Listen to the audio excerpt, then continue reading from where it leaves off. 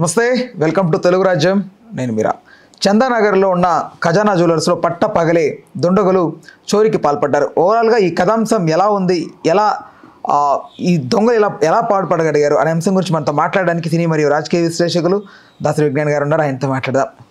నమస్తే అన్న, ఎలా జరిగింది అసలు? సడన్గా గన్లు ఎత్తుకొని సినిమాటిక్ లెవెల్లో వచ్చారు, వాళ్ళు చూశాను నేను సీసీటీవీలో. అది ఏంటి అసలు స్టోరీ? పొద్దున్నే చందానగర్లో ఖజానా జ్యువెలర్స్కి దేశమంతా బ్రాంచ్లు ఉన్నాయి, అలాగే చందానగర్లో ఒకటి. వీడు ఎప్పుడు తెరుస్తాడా అని చెప్పి కొంతమంది గన్స్ పట్టుకొని ఉన్నారు. డిప్యూటీ మేనేజర్ వచ్చాడు, సెక్రటరీ వచ్చారు. వాళ్ళు ఇలా తిప్పి పైకి తీస్తారు కదా, అలా అయిపోయిన తర్వాత షట్టర్ ఓపెన్ అయింది. ఒకడు బండి వేసుకొని బయటకు వెళ్ళిపోయాడు. ఎవరో ఒకరు. వీళ్ళు ఇక్కడ దొంగల పాయింట్ ఆఫ్ వ్యూలో చూద్దాం మనం. రైట్, ఓకే, నేనే దొంగ. ఎవడు హడావిడికి వెళ్ళిపోయాడు. తర్వాత ఇట్లా చూసారు, మొత్తం అందరూ సర్దుతున్నారు సామాన్లు అప్పుడప్పుడే.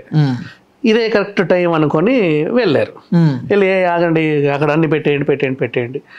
కొంచెం ఏదో బంగారం ఇంత ఉంటే దోచుకొని వెళ్ళిపోయారు. అక్కడ ఇంత ఉందా ఖజానాలో?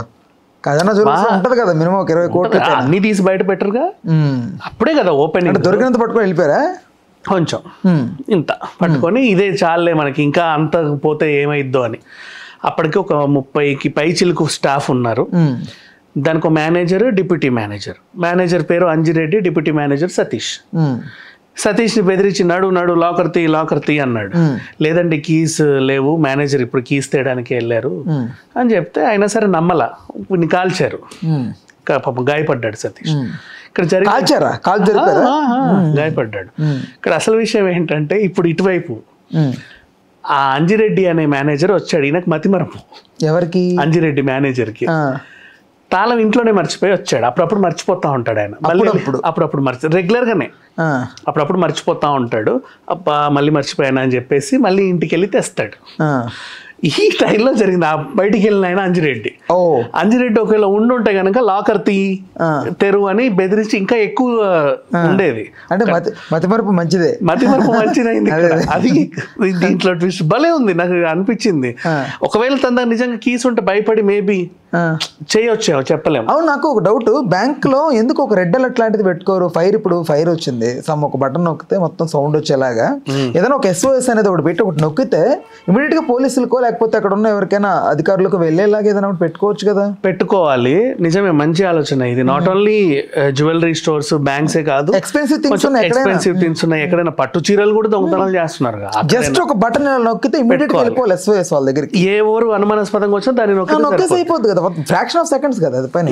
కానీ వీళ్ళు మేబీ అలాంటివి ఉన్నా కూడా గన్ ఇది కూడా ఫ్రాక్షన్ ఆఫ్ సెకండ్స్. ఇప్పుడు నేనే దొంగ అనుకుందా, నా పాయింట్ ఆఫ్ వ్యూ. నేను రావడానికి వాడిని దిక్కులు చూస్తూ వీడిని బెదిరిస్తూ వచ్చేసరికి ఎవరో ఒకరు దూరం నుంచి అలర్ట్ అయ్యి టక్కని దాన్ని సీక్రెట్ గా. అయితే ఇక్కడ విషయం ఏంటంటే, గన్స్ తో వచ్చిన వాళ్ళకి నువ్వు అది నొక్కినా నీకు అదే న్యాయం జరుగుద్ది, నొక్కకపోయినా అంతే న్యాయం జరుగుద్ది. అదేంటిది? ఎందుకంటే ఇక్కడ హడావిడి జరుగుతుందని తెలుసు. షాప్ లో దొంగలు పడడం చుట్టుపక్కల తెలుసు. ఎవడో ఒకటి పోలీసులకు ఫోన్ చేస్తాడు. వాళ్ళు వచ్చేసరికి జరగాల్సిన డ్యామేజెస్ జరిగిపోతుంది. బికాస్ దే హ్యావ్ గన్ కదా. నేను బెదిరించి అయితే ప్రాణ నష్టమో లేదా ఆస్తి నష్టమో ఏదో ఒకటి అయితే జరుగుద్ది. సరే, ఇప్పుడు ఆ మతిమరుపు క్యాండిడేట్ దగ్గరికి వెళ్దాం మళ్ళీ మనం. ఇప్పుడు అక్కడ అతను మర్చిపోవడం వల్ల they saved 100 kgs of gold. మళ్ళీ ఏమైంది ఇంకొకటి, ఇది మనం చెప్తే దొంగలు ఫీల్ అవుతారు. ఇప్పుడు డిస్ప్లేలో పెట్టేదంతా బంగారం కాదు, 1 gram గోల్డ్ జ్యువెలరీలే పెడతారు డిస్ప్లేలో. గోల్డ్ బ్యాక్ ఎండ్ లో ఉంటుంది. బ్యాక్ ఎండ్ లో ఇప్పుడు నువ్వు నీ మోడల్స్ అన్ని చూసిన తర్వాత నీకు ట్రేలో ఇచ్చేవి ఒరిజినల్ గోల్డ్స్ ఉంటాయి. బట్ ఈ హెవీ జ్యువెలరీ, టెంపుల్ జ్యువెలరీస్ ఉంటాయి కదా, మొత్తం సెట్, ఈ అన్నీ కూడా ఆల్మోస్ట్ డిస్ప్లేలో ఉండే 1 gram గోల్డ్. నీకు అది నచ్చితే నీకు మళ్ళీ తయారు చేసి ఇస్తారు, అదే ఇవ్వరు రెడీమేడ్గా తీసుకోవని. అది ఇవ్వరు. అంటే బంగారం చాలా మంది ఎలా ఫీల్ అవుతారంటే, ఒక సెంటిమెంట్, ఒకరు వేసుకుంది ఇంకొకరు వేసుకోరు. ఇప్పుడు మన బట్టల షాప్కి వెళ్ళిన ట్రయల్ రూమ్స్ ఉంటాయి, జ్యువెలరీ ప్రతి ఒక్కరు వేసుకొని చూస్తూ ఉంటారు ఏదైనా మ్యాచ్ అయిందా లేదా అని. ఆ వేసుకొని చూడడానికి అంటే లక్ష్మీదేవిలా ఫీల్ అవుతారు. ఒకరు వేసుకొని ఇంకొకరు మార్చడం ఇష్టపడరు లేడీస్. కాబట్టి ఏం చేస్తారంటే డిస్ప్లేలో ఈ హారాలు పెడతారు. నువ్వు ఎన్ని ఫోటోలన్నా దిగు, ఎంతసేపు అయినా చూసుకో, తర్వాత దే విల్ మేక్ ఇట్, నీకు తర్వాత ఇస్తారు. ఇక్కడ ఇంకోటి ఏంటంటే, వెండి వస్తువులు కనబడ్డాయి చాలా. అది ఎంత తీసుకున్నా ఇంతే వస్తుంది కదా, అమ్ముకొని వేస్ట్, బరువు వేస్ట్ అనుకున్నాడు. పక్కన 1 gram గోల్డ్ జ్యువెలరీలు ఇన్ని ఉన్నాయి, ఇలా పట్టుకొని వెళ్ళిపోయాడు, అది గోల్డ్ అనుకోని. సో నష్టం జరగదు. అంటే ఈ బ్యాచ్ ఎక్కడ బ్యాచ్? వీళ్ళంతా ఎక్కడ బ్యాచ్? బీహారా? లేదు ఒక నిమిషం, లాస్ట్ టైం ఇలాంటిదే మనం ఒకసారి మాట్లాడుకున్నాము ఫర్నిచర్ షాప్లో. అవును అవును అవునా? అవునవును, అది ఈ షాప్ కూడా పడట్లేదు, ఆ షాప్ కూడా పిలిపించి నా దగ్గర వాడు చేశాడు. అక్కడికి వెళ్ళండి. సో నా ఎక్కడెక్కడ నుంచో వస్తారు, సడన్ గా కంప్లీట్ చేసేయాలి వాళ్ళ టాస్క్ ని. అలాగే ఇంకొకసారి కూడా ఆంధ్ర బ్యాంక్ లో పడ్డారు. బ్యాంక్ ఊరికి చివరి ఉండేసరికి దాని పక్కన కాలువలాగా ఉంటే ఇండిపెండెంట్ హౌస్ అందులోకి వెళ్ళి ఆంధ్ర బ్యాంక్ని ఒకసారి లూటీ చేశారు కట్టర్స్తో. సో ఇట్లాంటి ఇన్సిడెంట్స్ గతంలో జరిగాయి, ఫ్యూచర్లో జరగవని లేదు, జరుగుతాయి ఎక్కడో దగ్గర. ఇట్లాంటి దొంగలు ఉన్నంత కాలం వీళ్ళని పట్టుకోవడం పెద్ద విషయం కాదు, రికవర్ చేయడం పెద్ద విషయం కాదు. ఎంతమంది ఉన్నారు అంటే ఇప్పుడు నువ్వు క్షణిక వేషంలో సతీష్ని కాల్చావు, ఎక్కడో కలిసి ఒక ప్రాణం పోద్ది కదా. అండ్ ఇప్పుడు ఆ మేనేజర్ ఉన్నా నువ్వు అతన్ని వీళ్ళందరినీ పడపడపడ కాల్ చేస్తున్నా నువ్వు డబ్బులు తీసుకెళ్ళొచ్చు, నీకు గన్స్ వచ్చాయి, ఇల్లీగల్ వెపన్స్ అవన్నీ. నీకు ఎవడు అమ్మడు షోరూంలో దీస్ గన్స్ ఆర్ ఈ మోడల్ చూడండి, అవన్నీ ఇల్లీగలే కదా. సో కొంటున్నావు, నీకు ఎక్కడి నుంచో వస్తున్నాయి. అంటే నీకు సప్లై చేసేవాడు కూడా దొంగే, వాడికి లైసెన్స్ ఇచ్చేవాడు దొంగే. అంటే ఇంత పెద్ద టీం ఉంది, పెద్ద టీంలే వర్కౌట్ అవుతుంది. నాకు తెలిసి ఇప్పుడు ఇక్కడ నుంచి కూడా పోవచ్చేమో వీళ్ళు, రోజు తిరుగుతానే ఉంటారు, మంచి రెక్కి కాస్తారు, ఒక సిచ్యువేషన్ని బాగా ఇచ్చేసుకుని అప్పుడు మీద పడతారు. దేవుడు పాపం వీళ్ళని కాపాడిందంటే మతిమరుపు రూపంలో కాపాడాడు అంతే. ఆయన నిజంగా తాళం తేయడానికి ఇంటికి వెళ్ళాడు, ఎవడో మేనేజర్ బయటికి వెళ్ళాడులే ఇంకా ఏముంది అని వీళ్ళు వెళ్ళిపోయారు లోపలికి. వాడు మేనేజర్ అని వీళ్ళకి తెలిసే ఉంటుందిగా, ఎన్ని రోజుల నుంచో చూస్తుంటారు, అరే మేనేజరే బయటికి వెళ్ళాడు. సో వీళ్ళందరూ ఎంప్లాయీస్ ఉంటారు పిచ్చి పిచ్చోళ్ళు, వీళ్ళని ఏమైనా చేయొచ్చు అనే థాట్ ప్రాసెస్లో వీళ్ళు వెళ్తారు. అలాగే జరిగింది. బెదిరిగానే ఆ డిప్యూటీ మేనేజర్ సతీష్ రెండు పైన ఉన్నాయి అన్ని పైన ఉన్నాయని తీసుకెళ్ళాడు. మరి ఓపెన్ చేయంటే లాక్ లేదన్నాడు. ఇవన్నీ జరిగాయి కదా. చంద్రముఖిలో జ్యోతికలాగా వడ్డాను మామిడి పిల్ల.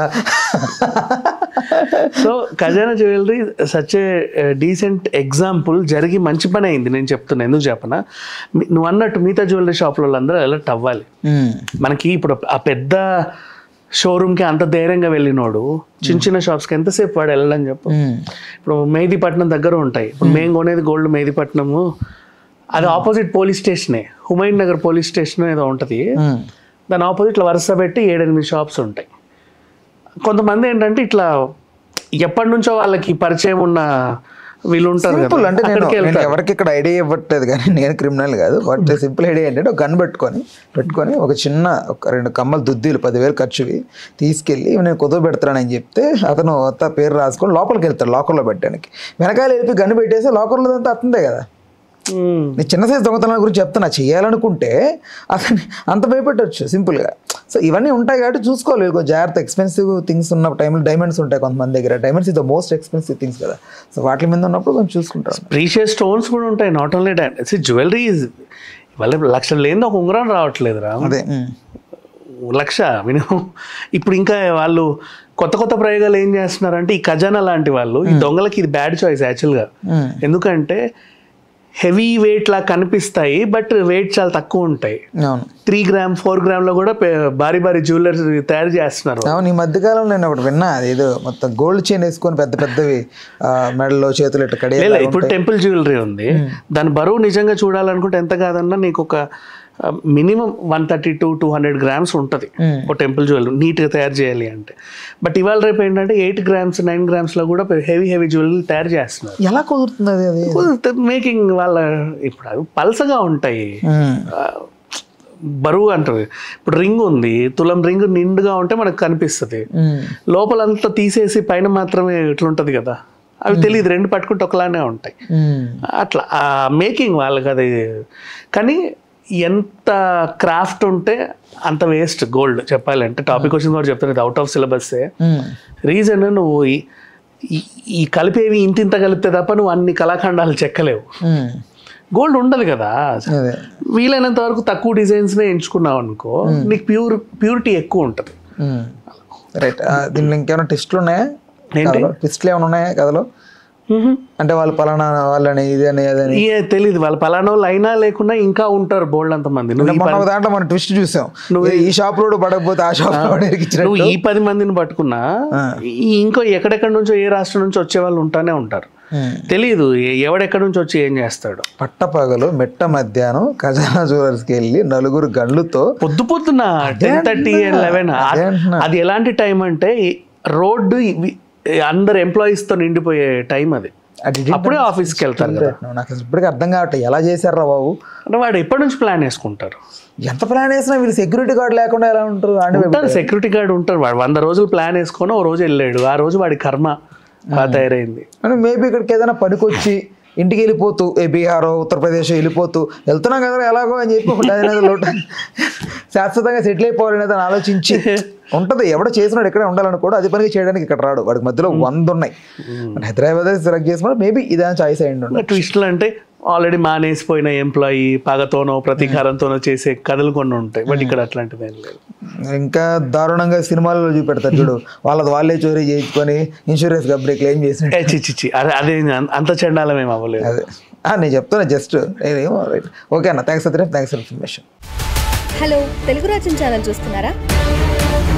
సామాజిక రాజకీయ జీవన చిత్రణే తెలుగు రాజ్యం. అతిశయోక్తులు అసత్యాలు ఉండవు. రాజకీయ కోణం కాదు, ప్రజా కోణమే కొలబద్ద. తెలుగు రాజ్యం వీక్షణ మీ ఉత్తమ అభిరుచికి నిదర్శనం.